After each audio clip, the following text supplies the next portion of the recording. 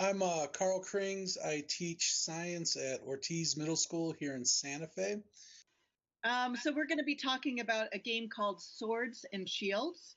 And Carl, tell me what the game's about. The rules are pretty simple.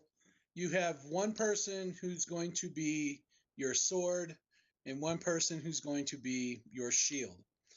You you have to keep the person who is your shield in between you and your sword.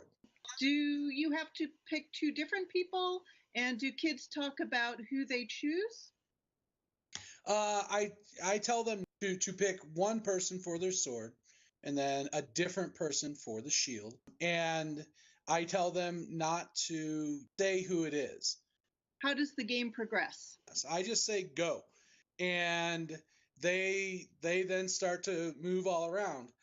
It's going to get chaotic and people are going to start running all over the place. So you do kind of need to watch for that. What are the concepts that this activity relates to? So I let them go for about, 30 seconds or so of running around in mad chaos. And then I say, so where's the pattern? What do we see happening? And generally, what happens is you get groups of people, and then those groups all just kind of stand in a line. Or they're all kind of like rotating around one axis in a line around each other. I add a couple rules at the beginning. I tell them there's no running. That's a rule. And I set boundaries for the area that they're allowed to go in, that they're not, they cannot go beyond a certain place because otherwise some of them are just, will try to get behind each other and go way off. And then the third rule is stop when I say stop, which they really have a hard time doing if they're in the wrong place. What's your favorite part of this activity?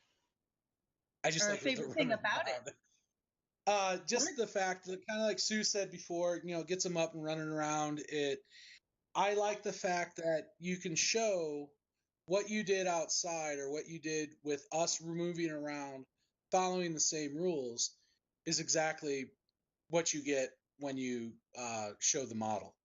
And that seems to make it better for them because then they're like, oh, so I can show something real, even though all I'm using is dots and, turtles that don't actually walk and things like that.